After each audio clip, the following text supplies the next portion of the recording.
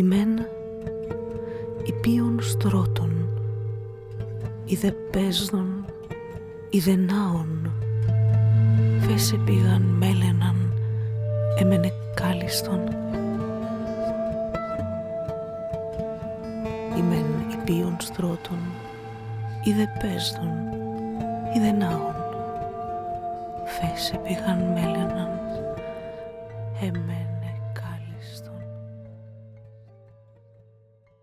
Donc, bonjour à tous et à toutes. Bienvenue au dernier séminaire de l'Institut Émilie du Châtelet pour l'année universitaire 2023-2024, co-organisé par Evelyne Père, paléoanthropologue au Muséum d'Histoire Naturelle, Joëlle Viels, généticienne au CNRS, Frédéric Piger, professeur titulaire de la chaire Genre, Mixité, Égalité, Femmes-Hommes de l'école à l'entreprise ici au CNAM, et moi-même, Armelle Dubois-Nate, historienne des idées à l'Université de Versailles-Saint-Quentin. Cette année a été très riche pour le séminaire Sexe et Genre, pour un dialogue interdisciplinaire au carrefour des sciences de la vie et des sciences humaines.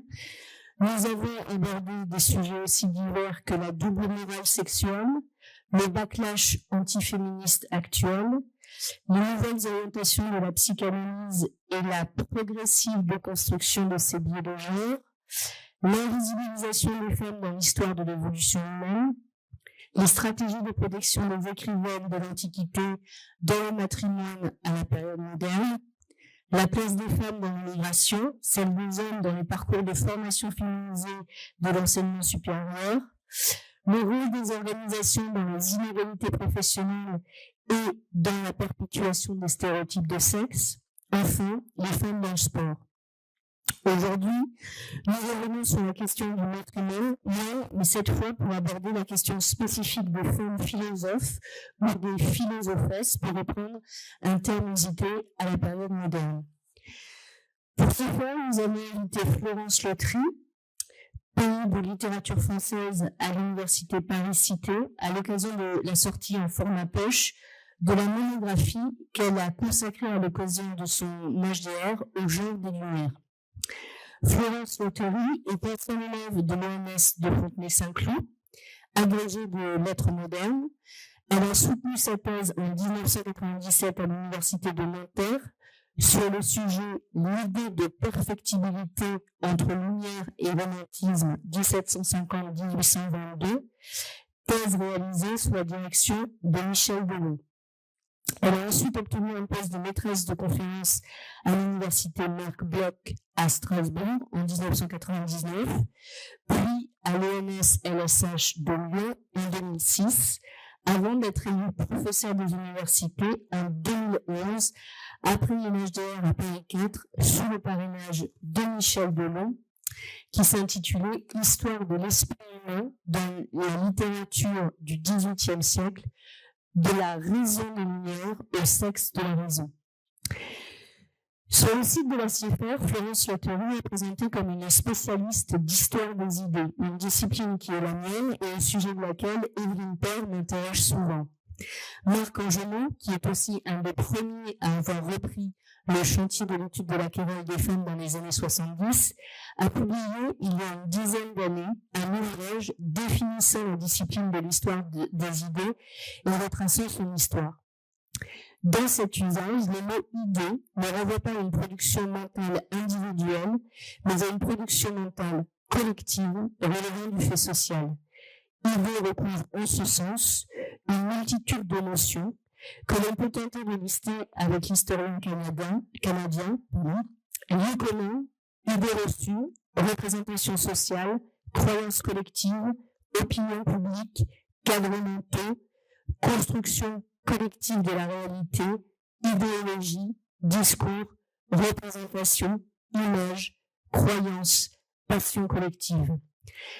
Parmi les idées auxquelles Florence Lotry s'est intéressée dans ses nombreux travaux, je n'en ferai pas ici une liste exhaustive, il y a celle de progrès et de perfectibilité, qu'elle discute dans l'article « Lumière contre le progrès, naissance de l'idée de perfectibilité », paru dans la revue XVIIIe siècle. ou encore dans l'article « L'année 1800, perfectibilité, progrès et révolution dans la littérature de Modern Style ». Bien sûr aussi dans l'ouvrage « Progrès et perfectibilité » à Guillaume des Lumières françaises, 1755-1814, paru au Presse universitaire d'Oxford, en version française, en 2006. Autre idée dont Florence Lotry a traité dans ses travaux, celle de gloire littéraire, qui dans le contexte des études de genre implique de se demander si cette gloire littéraire peut se décliner au féminin. C'est ce qu'elle a fait, Florence, dans l'article « La gloire a-t-elle un sexe ? Nouveau romancier de métamorphose de l'héroïsme » paru dans la revue Orage en 2003, ou dans Autorité ou repentir, promotion paradoxale de la femme auteur chez Madame de Genlis et Madame Dufresnoy, encore une fois dans la revue Orage. Je pourrais multiplier les exemples, mais je vais m'arrêter là pour passer à un autre domaine dans lequel Florence Lotry a été très active, celui de l'édition des textes. On lui doit ainsi l'édition critique pour G.F. Flammarion de Voyage autour de ma chambre, de Xavier Demaître en 2003, de Thérèse Philosophe en 2007, de La religieuse de Diderot en 2009 et d'une grande partie de l'œuvre de Madame de Staël aux éditions Champion en 2008 et en 2009. Madame de Staël est même la figure éponyme de notre institut, Émilie du Châtelet, puisque l'une et l'autre, au siècle des Lumières, ont été la cible privilégiée de multiples comédies satiriques visant à leur faire payer leur indiscrétion, comme le dit l'écrit Florence Lotry dans son ouvrage Légende des Lumières, à vouloir pénétrer pour une le domaine de la philosophie et pour l'autre celui de la physique. Dans cet ouvrage, Florence Lotry s'intéresse en effet à une figure féminine spécifique dans la littérature du XVIIIe siècle, la femme philosophe, la femme de lettres et de savoir. Elle y interroge les images qui associent les femmes à la question de la pensée, des ouvrages de l'esprit et de la vie intellectuelle, à travers des textes littéraires et non littéraires, de fiction et de non-fiction. Aujourd'hui, son propos va relancer son analyse autour de la figure de la femme philosophe en tentant de répondre à une question désormais insistante dans le champ de la critique féministe, à savoir en quoi ces représentations sont-elles agissantes dans le monde social. Et je lui laisse la parole.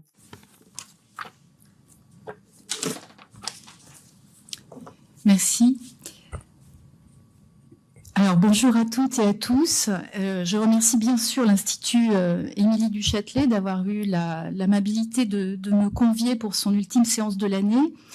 Je remercie d'autant plus l'Institut qu'il s'agit d'un livre, on vous l'a dit, qui est l'occasion d'une reparution en poche, mais c'est un travail qui a plus de 10 ans. Donc c'est l'occasion pour moi aussi de revisiter ce qui a été fait, parce que, évidemment, vous vous doutez bien que plus de 10 ans après, quand on se relit, on n'est pas forcément toujours satisfait de ce on n'est jamais satisfait de ce qu'on a écrit, et que dans l'intervalle, il s'est aussi passé des choses dans le champ de la recherche, dans le champ social, qui nous obligent, comme dirait quelqu'un qu'on connaît tous, mais qui nous obligent vraiment, c'est-à-dire qui nous demandent de revenir sur ce qu'on a fait, et peut-être de produire des amendements. Alors, pas des repentirs à proprement parler, parce qu'il n'y a pas de contrition là-dedans, mais plutôt une façon d'être réinterrogé soi-même par ce qui se passe dans le champ de recherche où on se trouve, et c'est mon cas. Et c'est mon cas notamment comme 18e-iste. Donc ce livre, il a 11 ans. Il a été pensé il y a 15 ans. Donc tout ça, c'est vieux. Et c'était à un moment où n'existaient pas encore certaines choses, et notamment toute une réflexion sur la manière de prendre en charge de manière explicitement féministe les textes littéraires. Moi, je suis une littéraire, je ne suis pas une historienne, je ne suis pas une scientifique. Et évidemment, j'étais très interpellée aussi comme 18e-iste, parce que ces questions, elles se sont beaucoup inscrites dans le champ des études sur le XVIIIe siècle. Alors, je ne vais pas revenir en détail sur tout ce qui s'est passé en 10 ans, mais il y a des choses qui concernent directement ce que j'ai pu faire. Et notamment, la première, ça s'est passé en 2017, en 2017 dans le champ des études littéraires. Alors, il y en a qui rient déjà. C'est la fameuse affaire Chénier, André Chénier. Alors, à l'époque, André Chénier, poète de la fin du XVIIIe, était au programme de l'agrégation, dans le programme 18e. Et des étudiantes d'agrégation ont fait un geste tout à fait inédit et qui s'est jamais reproduit depuis. Elles ont écrit au jury d'agrégation en évoquant un texte spécifique du recueil de poèmes d'André Chénier, qui est une églogue, une imitation de Théocrite. Et dans cet églogue, Chénier met en scène, comme Théocrite d'ailleurs, une jeune fille et un berger, on est dans la pastorale, et une scène de séduction de la jeune fille par le berger. Et cette scène, qui fait aussi l'objet formellement d'un dialogue à l'intérieur du poème, alors je marche sur des œufs parce que c'est un débat très compliqué, cette scène fait état d'une résistance de la jeune fille, et porte le refus explicite de la jeune fille à l'intérieur du texte. Non, je ne veux pas. Il cherche à l'attirer, et puis finalement il se passe ce qu'il doit se passer et qui doit consacrer en fait l'union du berger et de la jeune fille sur une base mythologique tout à fait enracinée dans la tradition, qui est que c'est une jeune fille qui est consacrée à Diane et qui va passer du côté de Vénus par là et du côté de l'engagement du mariage. Mais l'acte sexuel doit consacrer ça. Et ces étudiantes-là ont jugé que le texte leur proposait une scène de viol et ont demandé au jury si, à l'occasion de l'oral, les candidats seraient autorisés à porter le mot de viol sur le texte.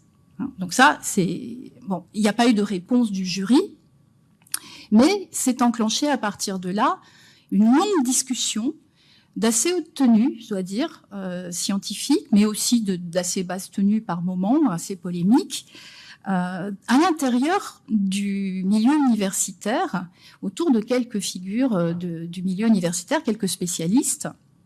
Et il y a eu notamment une réponse théoriquement assez forte, d'ailleurs, me semble-t-il, d'Hélène Merlin-Cajman, qui a publié un essai qui s'appelle « La littérature ». Alors, à l'heure de MeToo, voilà, pas après MeToo, à l'heure de MeToo, un petit essai où elle prenait position contre cette manière de lire la littérature, justement parce que pour elle, c'était une façon de demander à l'œuvre littéraire de représenter directement des situations du monde réel. Et elle reprochait à cette lecture, en fait, d'être référentielle, c'est-à-dire de lire le texte exactement comme on pouvait lire un récit d'agression sexuelle dans un journal ou, bref, dans la vie réelle.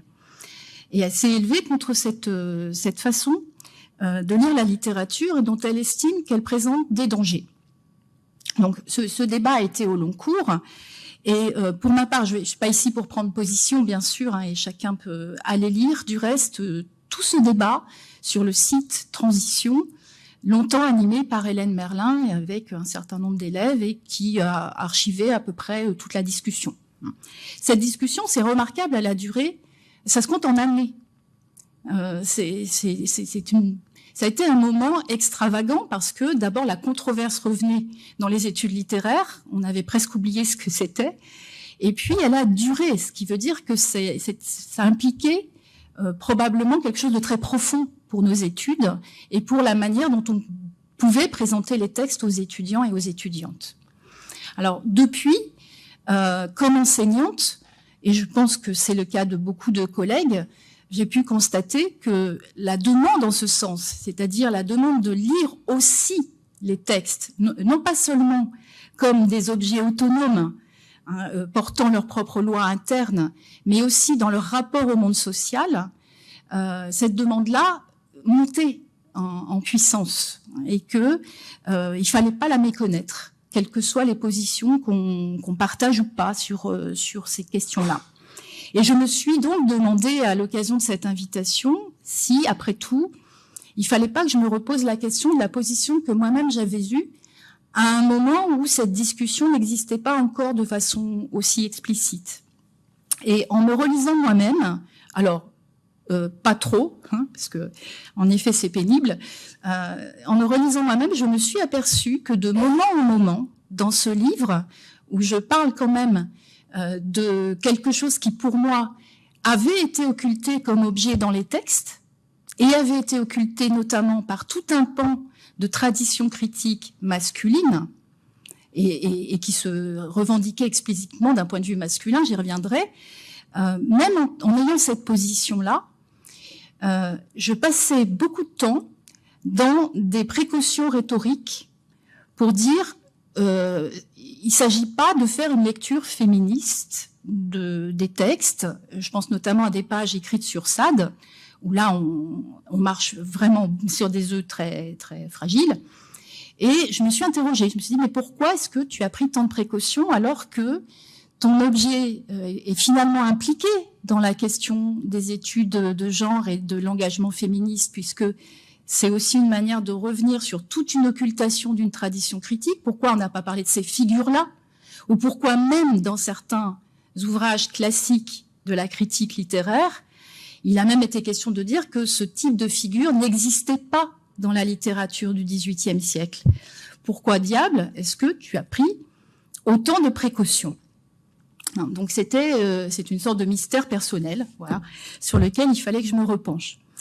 Et puis, suite à tout ça, il y a eu en plus l'année dernière, et ça je pense que beaucoup d'entre vous évidemment le savent à l'Institut Émilie du Châtelet, toute une série d'essais que je qualifierais d'intervention, parce que c'est des essais sur la littérature par des spécialistes de littérature qui sont impliqués dans le système académique, parfois de manière plus latérale, parce que c'est des jeunes femmes qui n'ont pas toujours de poste, ou pas encore, hein, qui font des doctorats, qui en ont fait, qui cherchent un poste. Et même ça, c'est très intéressant, bien sûr. Et dans ces essais, ce qui m'a frappé, c'est que d'abord, on reparlait beaucoup de la littérature du XVIIIe siècle et du XVIIe, et qu'il s'agissait de relire les textes de l'âge classique à la lumière féministe, c'est-à-dire en repartant de cette demande de 2017. Alors, quand on regarde un texte littéraire, est-ce qu'il n'y a pas une responsabilité morale, politique, éthique de la représentation littéraire qu'il faut interroger quand on représente des situations, des figures, des scénarios de rapports de sexe d'une certaine manière plutôt que d'une autre? Et ça, il me semble que c'est quand même une question qu'on ne peut pas ignorer. Alors, je voudrais quand même citer le livre de Jennifer Tamas. Alors, Jennifer Tamas, c'est une collègue qui est en poste aux États-Unis et qui a écrit un essai l'année dernière qui s'appelle « Au nom des femmes », N-O-N, « Au nom des femmes, libérer nos classiques du regard masculin ». Et son objet, c'était précisément de regarder comment, dans des textes qu'elle connaît très bien, hein, comme spécialiste du XVIIe siècle, regarder comment les modalités de refus de consentir des femmes dans toute une série de textes de corpus, les contes, les tragédies, etc., les romans, la façon de refuser un certain type de subordination aux hommes n'avait pas été commentée comme telle, ou restait ignorée même de la tradition critique, et même où certains textes même étaient ignorés, des textes de femmes dans lesquels cette question du non-consentement était investie de façon très directe. Donc pour elle, il y avait là une façon d'occulter non seulement des corpus, mais aussi une façon de lire des figures fictionnelles dans les textes, ce qui n'est pas tout à fait la même chose. Alors, cet essai, il m'a beaucoup intéressée parce que Jennifer Tamas essayait d'avoir une position négociée, moyenne, dans un débat qui était devenu très, très polarisé. D'un côté, les féministes, tout le temps qualifiées de militantes avant d'être des scientifiques, comme défenseuses des savoirs situés, et de l'autre côté, les défenseurs et défenseureux de la pureté de la littérature, menacée directement dans son être. Et je le dis sans aucune ironie, parce que c'est quelque chose dont on sent que ça peut être fortement défendu, qui jugeait que ces lectures-là menaçaient justement l'intégrité de la littérature, mais aussi de sa réception. Et surtout peut-être de sa réception.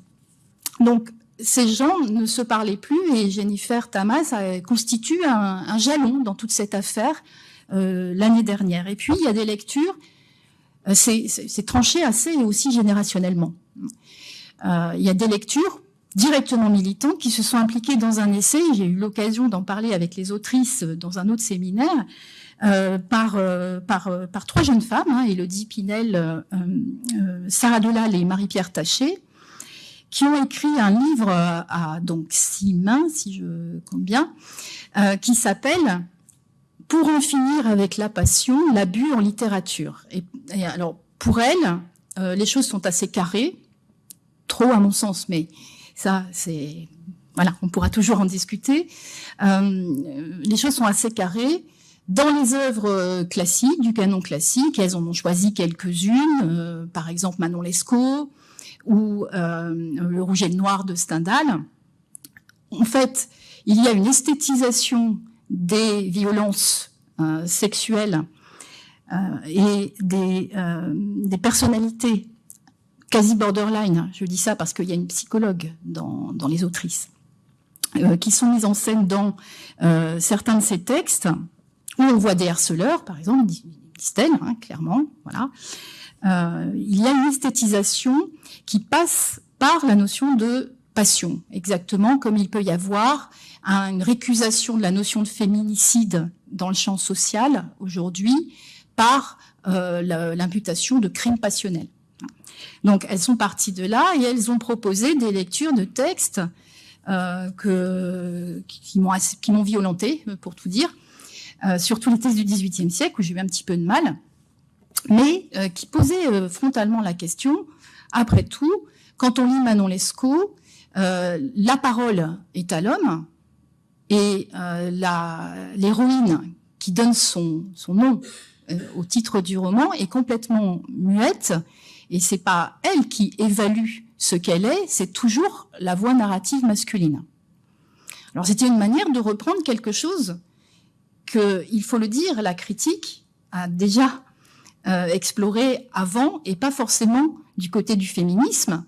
La question d'un roman mémoire qui s'écrit avec un narrateur ou une narratrice centrale qui détient l'ensemble des pouvoirs de l'évaluation des personnages et de leurs actions, c'est une question narratologique aussi. Donc ça a déjà été étudié. Alors la question que ça m'a posée, c'est est-ce que il faut absolument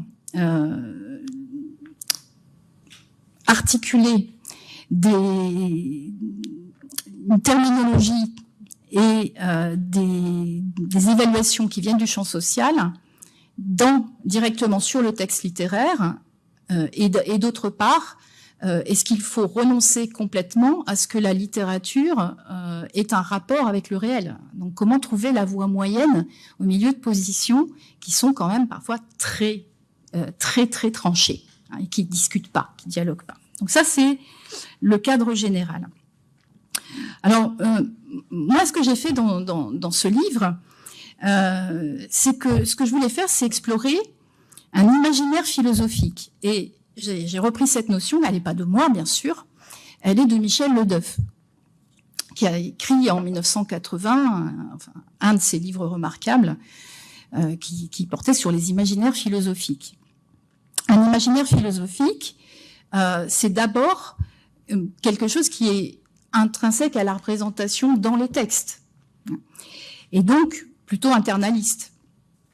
Mais un imaginaire philosophique, ça a aussi à voir avec ce qui se passe en réalité dans le champ donné, c'est-à-dire quelle est la place qu'en philosophie et dans le champ de la philosophie on donne aux femmes, et puis comment ça se pense dans les textes, et dans quelle mesure la façon que les textes ont de penser cette question sont tributaires des rapports de sexe et de domination effectif dans une époque considérée, et de quelle manière ils peuvent réfracter ces rapports réels, hein.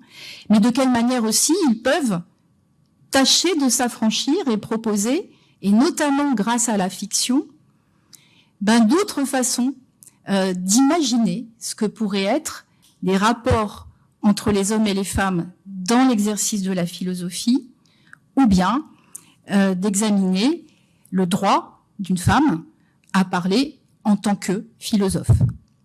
Alors moi, je suis une littéraire, je ne suis pas une historienne, donc je ne pouvais pas prétendre à examiner de façon complètement documentée et avec les méthodes de l'historien ou de l'historienne dans quelle mesure la littérature répond ou pas à ce qui se passait au XVIIIe siècle. D'autre part, un littéraire ou une littéraire par rapport à un historien, une historienne ne regarde pas la littérature et de la même façon. Les historiens la prennent souvent comme un document.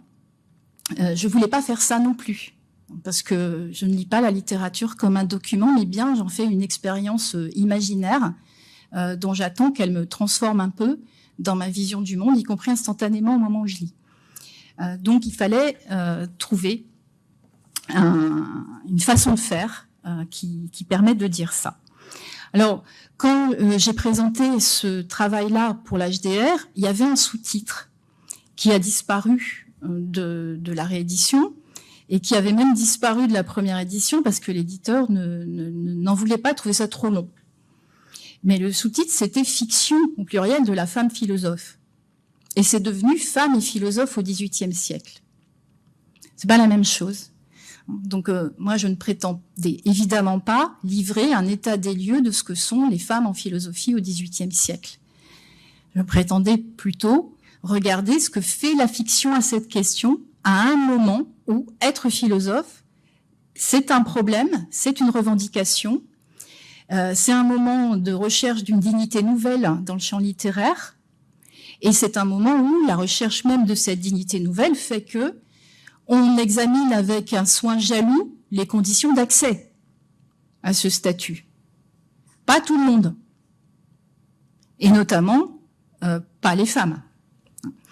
Donc, c'est dans le cadre de ce débat-là que je me suis avisée qu'il y avait quand même beaucoup de personnages de philosophes, femmes, ou dites telles, dites philosophes, dans la fiction, dans le roman, et dans les contes, nouvelles, dans les genres narratifs du XVIIIe. Et je me suis alors retrouvée confrontée à la critique que j'ai commencé à lire là-dessus. Je me suis dit, tu as lu maintenant beaucoup de romans dans lesquels il y a des femmes philosophes. J'en ai édité un qui a été mentionné tout à l'heure, Thérèse philosophe. C'est quand même un titre qui dit ce qu'il dit. Thérèse est philosophe, ou du moins elle le devient, au cours d'un roman érotico-pornographique où le personnage féminin se retrouve aussi chargé d'une série de philosophèmes de la libre pensée clandestine du temps. Alors pourquoi passer par des femmes ? Qu'est-ce que ça voulait dire, passer par des femmes pour porter une philosophie nouvelle qui était d'abord une philosophie d'homme ? Est-ce que c'était un simple prétexte ? Marquer une place de la séduction féminine pour faire passer les idées nouvelles, auquel cas la femme c'est une figure symbolique, voilà, et elle reste marquée par son pouvoir de séduction, ou est-ce qu'il y a eu des expérimentations dans et par la fiction d'un féminin possible de la philosophie qu'on pouvait mettre en scène comme tel? Et là, pour moi, Diderot c'est un auteur formidable pour ça, parce que Diderot c'est un philosophe qui aurait bien aimé être une femme, en tout cas qui est très, très intéressé par ce que ça voudrait dire d'être une femme, penser comme une femme, parce qu'il est matérialiste, qu'il n'est pas dualiste, et que quand on est matérialiste moniste, homme-femme, ça n'a pas forcément grand sens. Donc, comment articuler cette possibilité, pas seulement donner à une femme la puissance assez limitée finalement d'être un porte-parole de la philosophie masculine, mais de se présenter dans un texte comme la porteuse de la voix du féminin, et qui a un style de philosophie qui n'est pas celui des hommes. Et il y a des textes remarquables de Diderot à cet égard, et en particulier le rêve de d'Alembert, que j'exhorte toujours tout le monde à aller lire, tant c'est un plaisir toujours renouvelé, où il met en scène, dans un dialogue philosophique, un homme bardé d'autorité, parce qu'en plus il est médecin et philosophe, donc au XVIIIe siècle c'est la totale, qui est bordeux, et qui a face à lui quelqu'un qui pourrait n'être qu'une disciple, Julie de Lespinasse, mais qui se révèle par le travail même du dialogue comme une productrice, petit à petit, d'un savoir spécifique et qui pourrait être reconnu comme tel. Donc c'est ces promesses-là de la fiction qui m'ont intéressée aussi, mais bien sûr d'abord tout ce qui pouvait être une entreprise de limitation dans la fiction, de la possibilité de ces personnages-là. Donc le livre, il commence sur la disqualification, les modèles qui disqualifient, c'est-à-dire qui présentent des femmes prétendant à la philosophie, mais par là ridicules ou ridiculisables. Donc je me suis dit il fallait commencer par là, et petit à petit, le livre va vers ce qui est le plus expérimental. Alors, ce qui aujourd'hui aussi, et j'en terminerai avec cette longue introduction, je fais toujours des introductions de 3000 heures et ensuite il faut que je concentre. Ce qui m'a aussi interpellée quand j'ai été invitée, c'est une coïncidence presque extravagante, surtout dans le contexte de ces jours derniers, c'est que quand j'ai cherché à voir quels étaient les endroits où la reparution de ce livre avait eu un peu d'écho, pour voir un peu, est-ce qu'une reparution, ça a un impact quelconque, après tout, je suis tombée sur le site de l'Observatoire des idéologies identitaires, qui est une sorte de pseudo-think tank, on va dire, qui est animé en partie par des collègues universitaires et qui répertorie tous les travaux. Donc je suppose que l'Institut Émilie du Châtelet doit s'y trouver d'une façon ou d'une autre. Tous les travaux dans le système universitaire français, séminaires, colloques, etc., qui attestent de l'infestation du genre dans notre culture universitaire hexagonale. Donc ce livre était en bonne place dans le florilège du woke dans cet observatoire. Et là, je me suis dit, d'une certaine manière, voilà des gens qui ont répondu à ma place. Et je me pose la question de savoir si j'ai jugé que les représentations des fictions dont je parlais étaient vraiment agissantes. Ces collègues ou ces gens ont répondu, oui, elles sont agissantes et de façon dangereuse. Voilà. Donc je me suis dit, c'est bien de venir finalement aussi pour ça, et pour signaler que donc on voit bien, d'un côté il y a une effervescence de travaux intergénérationnels avec un grand rajeunissement des forces vives autour de ces questions. Et de l'autre, on a une inquiétude idéologique, politique manifestement forte dans une partie de l'université elle-même qui aboutit à ce genre de signalétique, c'est-à-dire d'étiquetage des travaux comme relevant d'une sorte de pandémie intellectuelle dont il faudrait se défaire rapidement. Alors, comment revenir à partir de là rapidement sur ce qui me semble être une réévaluation nécessaire de ce que j'ai fait 10 ans après. D'abord, les objets et la démarche. D'abord, je me suis confrontée, comme je vous le disais, à ce que j'appellerais un méta-imaginaire, c'est-à-dire à la critique. Un méta-imaginaire agissant, puisque j'ai lu des ouvrages critiques, présenté des grandes thèses d'État qui sont encore des références sur ces questions et qui m'ont permis de constater que si on s'en était tenu à ces travaux, comme on l'a longtemps fait, il y a tout un pan de corpus qu'on n'aurait pas analysé.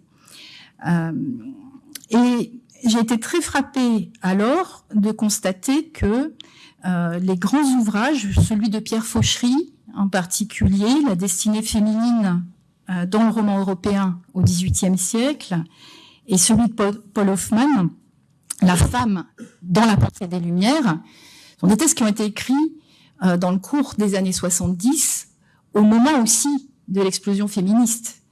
Et ces textes ont explicitement réagi au féminisme. Leurs auteurs ont produit des seuils, des péritextes, des préfaces, notamment à l'occasion de rééditions, où ils réagissaient au mouvement féministe. Disant, voilà, moi, mon travail scientifique, je le situe aussi de manière réactionnelle, tout à fait assumée, face au féminisme, en posant que le corpus auquel je vais m'intéresser, il m'intéresse parce qu'il produit une image de la femme à laquelle je tiens. Et ça, les deux auteurs. Donc ça m'a évidemment beaucoup interpellée. Et la conséquence scientifique de ça, c'est que, par exemple, Fauchery, qui m'intéressait au premier chef, puisqu'il parle du roman, Fauchery n'évoque que des romans sentimentaux et de la veine dite sensible, et donc des personnages féminins aussi qui sont marqués par des destinées pathétiques ou tragiques ou sacrificielles. Et il dit de lui-même que y a un secteur déficitaire dans cette production romanesque, c'est justement l'intellectuel, la femme qui pense. Il n'y en a pas. Ou quand il y en a, dit-il, on ne peut pas les retenir parce que ce sont des figures de femmes problématiques. Des libertines, des femmes dissolues, la Juliette de Sade, donc c'est pas possible de parler de ça. Ce qui voulait dire un geste vraiment d'exclusion de tout ça. Donc au départ, c'était pas un geste de revanche. Aujourd'hui, ce serait peut-être ça, je me dirais, comme les jeunes femmes que je connais aujourd'hui qui travaillent là-dessus, ça va pas, il faut rétablir un corpus et sortir ces femmes-là de cet effacement. Mais je ne l'ai jamais dit comme ça. Donc je pense que là, ça, c'est déjà un monument, au sens où c'est une trace de ce qui se disait pas, ou de ce qui se disait pas comme ça, au moment où je l'ai écrit. Et je ne le formulais pas. C'est très frappant. Moi, c'est vraiment ça qui m'interpelle aujourd'hui, d'autant que dans mes ressources propres critiques, pour contrer toute cette tribu masculine de mandarins qui avaient fait leurs études dans les années 60 dans la Sorbonne et qui produit des grandes thèses d'État, etc. Mon antidote, ça a été Michel Le Deuf. Tous les livres de Michel Le Deuf. Qui ont sorti de cette mélancolie là de ces figures de femmes. Et pourtant, je ne dis pas un mot de Michel Le Deuf dans l'introduction de ce livre où j'évoque les hommes dont je viens de vous parler. Je ne dis pas heureusement Michel Le Deuf vint. Et pourtant, ce livre entier, il n'existe vraiment que parce que j'ai lu Michel Le Deuf. Donc, évidemment, elle n'est pas là aujourd'hui, mais je tiens à le dire ouvertement. C'est un hommage à Michel Le Deuf. Et quand il y a eu un colloque sur l'œuvre de Michel Le Deuf, j'ai presque supplié, j'ai demandé au collègue qui organisait ça de venir pour faire quelque chose sur l'apport de Michel Le Deuf dans la question de l'imaginaire de la différence des sexes à l'âge classique. Parce que c'est devenu séminal. Mais à l'époque où j'écrivais ça, personne, peu de gens relisaient Michel Le Deuf, lisaient Michel Le Deuf. Et aujourd'hui, j'ai des étudiantes en doctorat qui la connaissent par cœur. En 10 ans, il s'est passé quelque chose d'extraordinaire de ce point de vue-là. Il y a tout un retour de ces études-là. Et avec elle, d'autres sont revenus aussi, des anthropologues. Alors c'est un séminaire sur l'interdisciplinarité aussi. Nicole Claude Mathieu est redevenue une autrice de référence, et même pour les études littéraires, je crois profondément que Nicole Claude Mathieu, je vais revenir, est quelqu'un de très intéressant à lire. Donc je me réjouis beaucoup de ça, et voilà une première actualisation que je pourrais faire devant vous.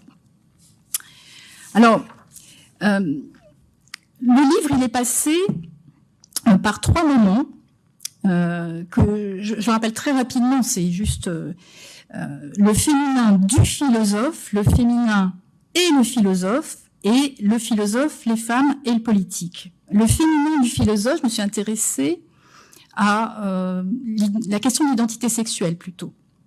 Hein, dans quelle mesure le féminin est perçu comme une menace pour l'identité masculine du philosophe, ou comme une chance.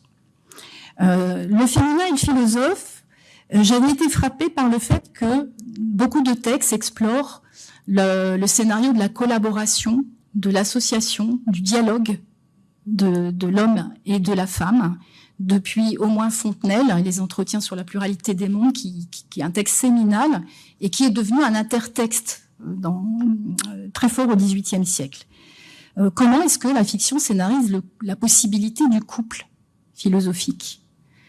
Jusqu'où parvient-elle à le faire et à surmonter des questions polémiques sur ce terrain-là? Et il y a des auteurs qui se sont confrontés à ça. Et le philosophe, les femmes et le politique, c'était la question de la cité politique qui entrait soudain, de manière très puissante, dans la question avec la Révolution. Bon. Cette enquête, elle est passée par un corpus que j'ai essayé de faire le plus large possible quand même, hein, pour donner un petit peu de poids à ce que je disais, un peu plus d'une centaine de textes, et essentiellement des fictions narratives. Et si pas des fictions narratives, disons des espaces d'écriture qui pouvaient manifester une force structurante des imaginaires venus de la fiction, dans les rapports réels entre les hommes et les femmes du temps des Lumières. Par exemple, je prends cet exemple-là parce qu'on est à l'Institut, les rapports entre Voltaire et Émilie du Châtelet. Évidemment, c'est pas à moi de documenter, et puis ça a été fait, hein, les rapports concrets de travail entre Voltaire et Émilie du Châtelet, mais en revanche, ce qui m'a intéressée, c'est de voir comment ces rapports, ils pouvaient se dire, se formuler dans leur correspondance, dans les textes d'hommage aussi de Voltaire à Émilie du Châtelet, dans des termes qui venaient tout droit des fictions de l'époque. Et comment Voltaire, notamment pour rendre hommage à Émilie du Châtelet, passait par le recours à Fontenelle, voilà, la marquise et le philosophe. C'est ça, moi, qui m'a intéressée. Et c'était une manière aussi de dire, la fiction, elle est effectivement agissante, puisque elle donne des espèces de modèles pour parler de soi et du rapport à l'autre, hein, dans des emprunts stylistiques en quelque sorte. Donc c'était ça, mais je ne le disais pas non plus. Et puis c'était une manière, bien sûr, de marquer qu'il y avait eu quelques textes plus importants que d'autres, plus structurants d'un imaginaire commun, plus susceptibles de travailler les rapports réels que d'autres, dont on avait une mémoire plus forte. Dans tout ça, il y a peut-être des choses que vous voyez peut-être apparaître tout de suite, c'est que je dis les auteurs, et où sont les femmes, hein, comme dirait Patrick Juvet. On a les références de son âge. Alors, c'est là que je vais rentrer dans les amendements un petit peu à ce que j'ai fait. En termes de corpus, d'abord, une chose étonnante, j'ai pas donné assez à des très grands textes comme la Nouvelle Héloïse. Et j'aurais dû, parce que la Nouvelle Héloïse de Rousseau, c'est précisément le texte fétiche de Pierre Fauchery et de Paul Hoffmann, qui défendait le Rousseau de la femme, le Rousseau du livre 5 de l'Émile. Et j'ai compté, je consacre royalement 10 pages sur plus de 300 à la Nouvelle Héloïse. Je me suis rattrapée depuis, je l'ai édité en GF. Et avec une introduction sur la question féminine plus tonique. Hein. Mais c'est étonnant de ne pas l'avoir fait, ça. Je n'ai pas d'explication majeure à ça. Sans doute l'intimidation. Alors, ça pourrait être une réponse à la Michel Ledeuf. L'intimidation du système Rousseau. La puissance de la pensée de Rousseau dans l'Émile, dans la lettre à d'Alembert, et le fait que ça a occulté pour moi ce qui se passe pourtant dans la Nouvelle Héloïse et dont j'ai pas du tout parlé. Et notamment le fait que ce Rousseau-là, que beaucoup de gens détestent, qui est qualifié de misogyne régulièrement, ce Rousseau peut être tout à fait différent quand il passe au roman. Et il y a Julie, bien sûr, mais il y a aussi Claire. Il y a deux femmes dans la Nouvelle Héloïse, et Claire propose une façon de penser, de parler de la question féminine qui est une véritable alternative. Et même une alternative par l'humour sur la situation des femmes. Même si c'est elle qui va finalement porter le discours le plus conservateur. Il l'a fait voyager à Genève à la fin du roman sur les rapports de sexe. C'est aussi elle qui dit « Mais Julie, tu peux faire autre chose de ta vie que de penser sans cesse à ton mari et tes marmots. » C'est aussi elle qui porte une voix qui ironise en permanence le système de Clarens. Et voilà quelque chose que pourtant j'avais lu dans le texte de Rousseau, mais qui n'apparaît pas dans le livre. Et dont il a fallu donc que je parle ailleurs, à un autre moment.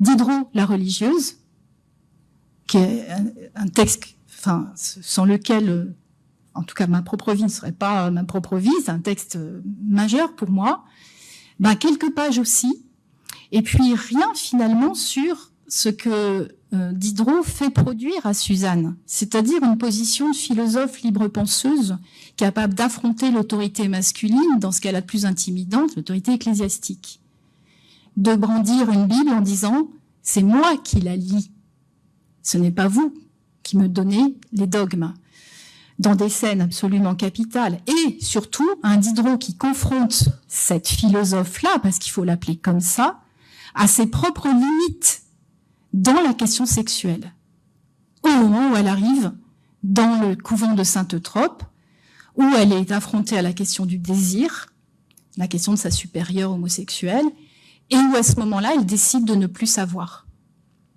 Et où la question de sa raison se dégage de toute responsabilité, elle ne sait pas, elle ne comprend pas, et elle ne voudra pas comprendre. Ça, il me semble que c'est quand même une formule absolument passionnante, de la manière de poser la question.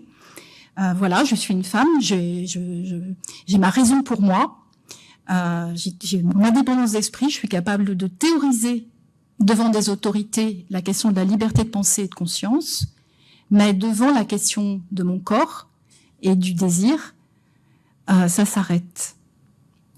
Donc voilà, alors là, je suis pas là pour commenter Diderot ad infinitum, mais voilà une question qui n'est pas apparue, alors qu'elle est apparue dans d'autres sites du livre, notamment à propos des lettres persanes.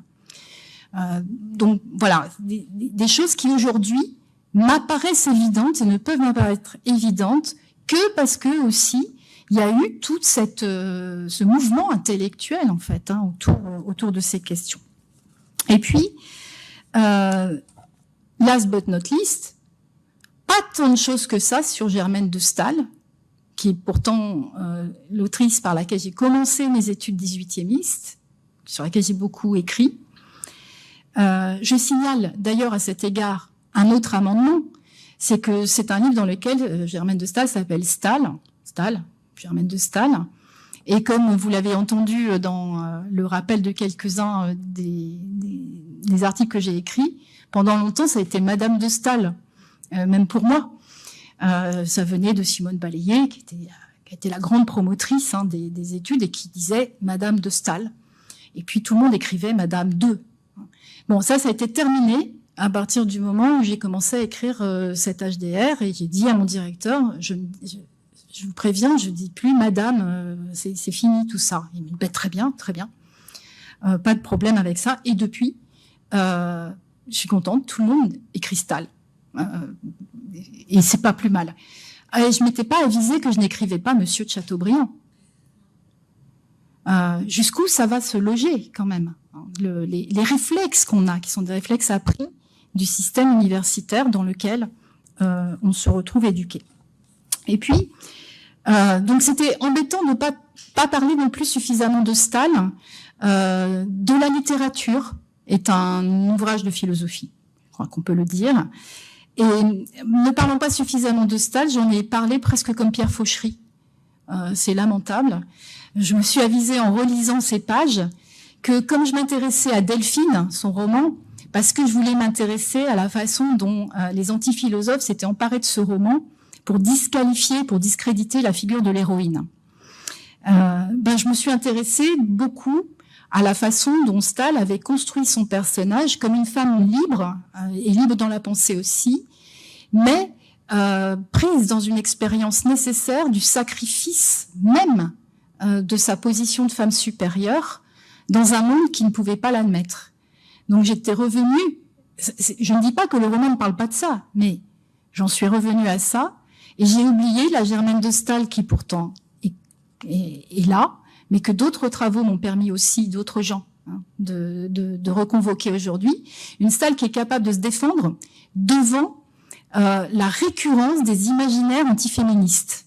Je voudrais juste vous lire, si vous le permettez, vous lire juste un extrait de Germaine de Stahl à cet égard. Vous savez sans doute que dans la manière de satiriser les femmes qui prétendent au savoir, notamment au théâtre, mais pas seulement, ça c'est beaucoup impliqué aussi en fiction narrative. On s'est beaucoup inspiré de la critique de Molière, on a repris la figure de la femme savante, la femme auteur, etc., dans des comédies inspirées de Molière. Et au moment où elle écrit de la littérature, Germaine de Stahl, ça fait déjà un moment qu'elle est confrontée à la récurrence de cet imaginaire-là. Et quand elle réédite son texte, il y a une deuxième édition en 1800, elle écrit une préface à la deuxième édition où elle répond aux attaques qui sont revenues, toujours les mêmes. Donc c'est une riposte, et elle fait des notes à l'intérieur de cette réponse, et je vous lis la dernière note de cette préface. Après avoir réfuté les diverses objections qui ont été faites contre mon ouvrage, je sais fort bien qu'il existe un genre d'attaque qui peut éternellement se répéter. Ce sont toutes les insinuations qui ont pour objet de me blâmer comme femme, d'écrire et de penser. J'offre d'avance la traduction de toutes ces sortes de critiques dans les vers de Molière que je rappelle ici. Non, je ne veux point d'un esprit qui soit haut, et femme qui compose en sait plus qu'il ne faut. Je prétends que la mienne, en clarté peu sublime, même ne sache pas ce que c'est qu'une rime, et c'est assez pour elle à vous en bien parler, que savoir prier Dieu, m'aimer, coudre et filer. Arnolphe, dans l'école des femmes, que tout le monde aura reconnu. Commentaire. Je conçois qu'on puisse se plaire dans ces plaisanteries, quoiqu'elles soient un peu usées. Mais je ne comprends pas comment il serait possible que mon caractère ou mes écrits inspirassent des sentiments amers. Je conçois qu'on puisse se plaire dans ces plaisanteries, quoiqu'elles soient un peu usées. Voilà une posture et qu'on retrouve dans bien d'autres zones de l'œuvre de Germaine de Stahl, dans sa correspondance, où elle reprend la qualification de femme auteur, voire auteur femelle, pour en rire. Alors, cette dimension de l'humour, la possibilité de la distance par l'humour, j'ai complètement ignoré. Il y a une autre femme qui n'est pas tellement là, et heureusement je vais me rattraper aussi, puisqu'on est parti il y a quelques-uns pour faire ces œuvres complètes, c'est Olympe de Gouges. Olympe de Gouges, j'aurais pu ouvrir aussi beaucoup là-dessus, d'abord parce que c'est une écriture politique féminine, puis d'un genre alors nouveau, une écriture qui s'assume complètement comme audacieuse de la part d'une femme, qui s'assume complètement comme, bien sûr, ignorante, dit-elle, mais géniale, dit-elle aussi. Écoutez, vous êtes allé dans les collèges, vous me calomniez, vous me traitez de femme savante, vous dites que j'ai eu des amants. Certes, dit-elle, la remarque est neuve et surtout bien essentielle. C'est exactement la posture de Stahl. Voyez. Donc finalement, je ne suis pas assez sortie de la manière de considérer ces femmes comme ayant systématiquement à prendre des positions défensives. Elles sont aussi très offensives. Et ça passe par la vis comica aussi. Or ça, c'est quelque chose que la tradition féministe, depuis les années 70, avait beaucoup souligné. Et il aurait suffi que j'ai un peu de culture, un peu plus féministe, que j'ai refaite après, pour m'aviser que c'était une question fortement impliquée dans le champ féministe. Depuis maintenant plusieurs années, je connais beaucoup mieux l'œuvre de Monique Wittig. Évidemment, Monique Wittig, c'est ça. Les guerrières, c'est des femmes qui rient de toutes leurs dents. Je cite le texte, qui rient de toutes leurs dents devant les chasseurs. C'est une position devant les textes, et je regrette de ne pas les avoir suffisamment marqués. Dernière chose, le fait que dans mon corpus, il y a des hommes, il y a beaucoup d'hommes. Il y a bien sûr des femmes, mais il y a aussi des hommes. Je crois quand même, et là j'ai pas de repentir, pas de regret, pas de remords, que c'est aussi quelque chose d'énergisant de constater qu'il y a eu des auteurs hommes qui ont été aptes à produire des propositions de fiction dans lesquelles la question des rapports de sexe est complètement déplacée, complètement neuve par rapport à ce qu'ils vivent. Qu'un sévère et grave président, un Mortier, j'ai nommé Montesquieu, puisse avoir écrit les lettres persanes, c'est un miracle d'une certaine façon, parce qu'il a produit dans les lettres persanes des positions féminines qui sont autant d'expérimentations du dialogue avec l'oppresseur. Et dans le livre, j'ai consacré des pages aux lettres persanes en ce sens. Et notamment une figure qui est celle de Zélis. On parle souvent de Roxane. Roxane. Pourquoi est-ce qu'on est hanté par Roxane? Parce que c'est celle qui ne dit strictement rien jusqu'au switch final, où là, elle révèle qu'elle n'a jamais parlé la langue du pouvoir du maître, qu'elle a toujours su ce qu'il entendait par nature, et qu'elle s'en est toujours éperdument fichue. Alors ça, c'est très spectaculaire. Ça a été étudié, Jean-Patrice Courtois notamment avait fait un très très bel article là-dessus. Mais il y a aussi Zélis, cette femme qui, dans la lettre 62, explique comment, posément au maître, comment elle va éduquer sa fille de 7 ans pour l'accoutumer au sérail. On ne s'y prend jamais trop tôt, dit-elle. Parce que le problème, quand on doit être opprimé, c'est que souvent on est jeté dans la structure d'oppression de but en blanc, puis on s'est pas habitué. Alors il faut des techniques qui habituent très tôt les filles à cette servitude et d'expliquer au maître comment elle va le seconder fidèlement en jetant sa fille au sérail, non pas à l'âge de 10 ans comme c'est prévu, mais dès ses 7 ans. Comme ça, au moins, elle oubliera tout et elle sera l'opprimée par excellence. Voilà quand même quelque chose d'assez remarquable et qui aujourd'hui me donne à penser autrement. Aujourd'hui, je pousserai plus loin le commentaire. Je m'interrogerai sur la question que nous pose Montesquieu. Est-ce que c'est possible, au fait, d'être l'opprimé absolu, parce que Zélis, elle est au sérail comme les autres, et d'être la lucidité même sur sa propre oppression? Cette question, elle avait été posée notamment par Nicole Claude Mathieu, qui avait répondu non, c'est pas possible. Dans CD n'est pas consentir, elle dit non, on reconnaît une structure d'oppression efficace au fait que l'opprimé est dans une limitation de conscience, dit-elle, telle qu'elle n'est même pas apte à saisir le langage symbolique du pouvoir, elle n'est plus apte à le faire. Évidemment, c'est la fiction qui permet de le faire, puisque Zélis n'est qu'un être de papier, ce n'est pas l'oppression réelle, mais ça nous donne à penser sur justement ce que sont des conditions d'oppression et les possibilités d'émancipation qui sont derrière. Donc ça, ce sont des possibles de la fiction.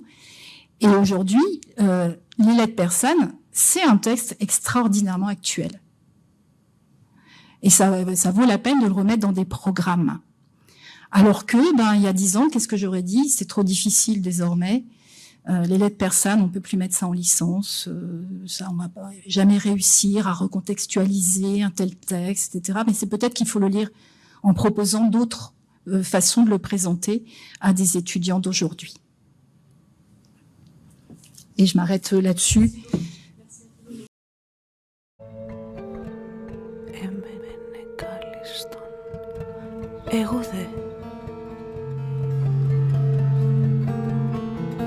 Εγώ δε, εκείνο το της έρατε,